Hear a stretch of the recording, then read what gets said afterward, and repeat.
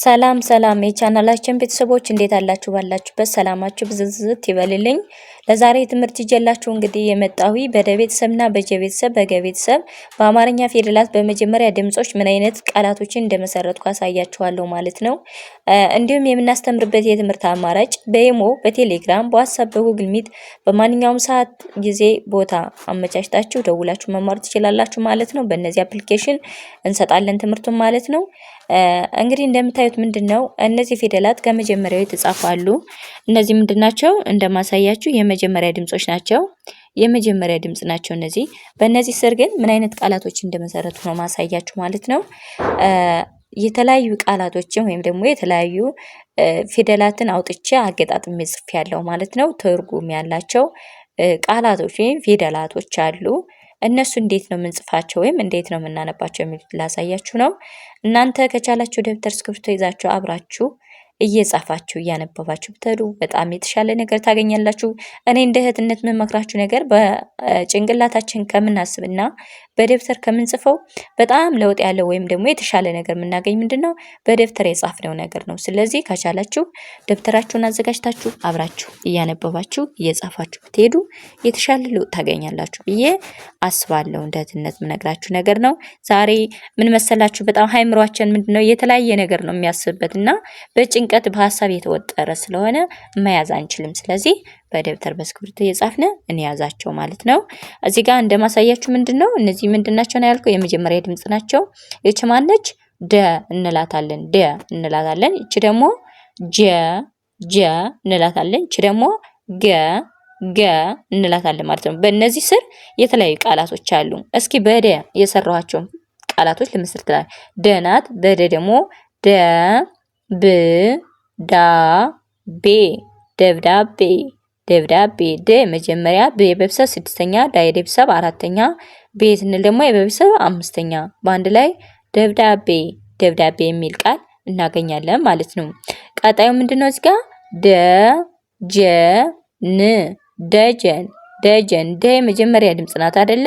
ከዛ ጀ ስንል ደግሞ የመጀመሪያ ነ የቤተሰብ ስድስተኛ። በአንድ ላይ ደጀን የሚል ቃል እናገኛለን ማለት ነው።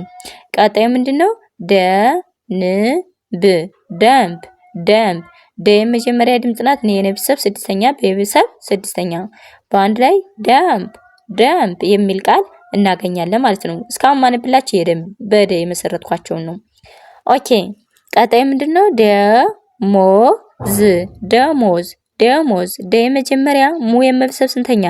ሁለተኛ ድምጽ፣ ዝ የቤተሰብ ስድስተኛ። በአንድ ላይ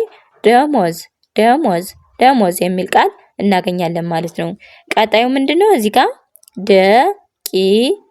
ደቂቃ ደ የመጀመሪያ ናት። ቂ ስንል የቀቤተሰብ ሶስተኛ፣ ቃ ስንል የቀቤተሰብ አራተኛ።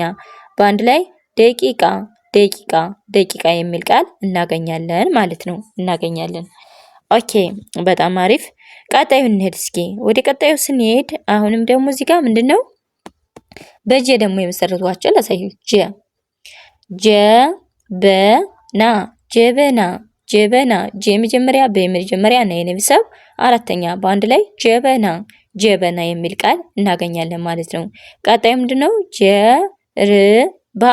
ጀርባ ጀ የመጀመሪያ፣ ረ የቤተሰብ ስንተኛ ድምጽ? ስንተኛ ድምጽ ናት? ስድስተኛ። በጣም ሶሪ ስድስተኛ። ባ ስንል የቤተሰብ አራተኛ። በአንድ ላይ ጀርባ የሚል ቃል እናገኛለን ማለት ነው። ቀጣዩ ምንድነው? ጀምሮ ጀ የመጀመሪያ፣ ም የቤተሰብ ስድስተኛ፣ ሮ የቤተሰብ ሰባተኛ። በአንድ ላይ ጀምሮ የሚል ቃል እናገኛለን ማለት ነው። ቀጣዩ ምንድነው? ጀብዶ ጀ የመጀመሪያ፣ ብ የቤተሰብ ስድስተኛ፣ ዶ የቤተሰብ ሰባተኛ።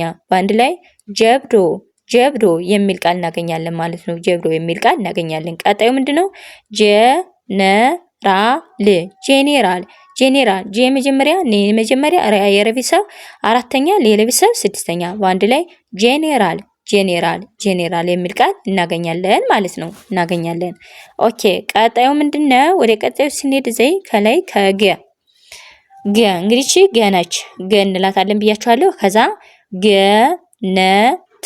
ገነት ገነት ገ መጀመሪያ ነ መጀመሪያ ተየተብሰብ ስድስተኛ በአንድ ላይ ገነት ገነት የሚል ቃል እናገኛለን ማለት ነው።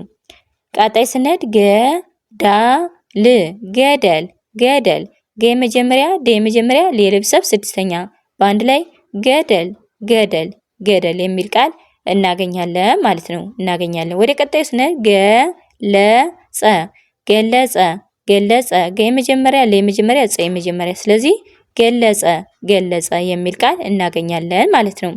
ገበሬ ገበሬ ገበሬ ገ መጀመሪያ በመጀመሪያ ሬርብሰብ አምስተኛ በአንድ ላይ ገበሬ ገበሬ የሚል ቃል አገኘን ወይም መሰረት ነው ማለት ነው።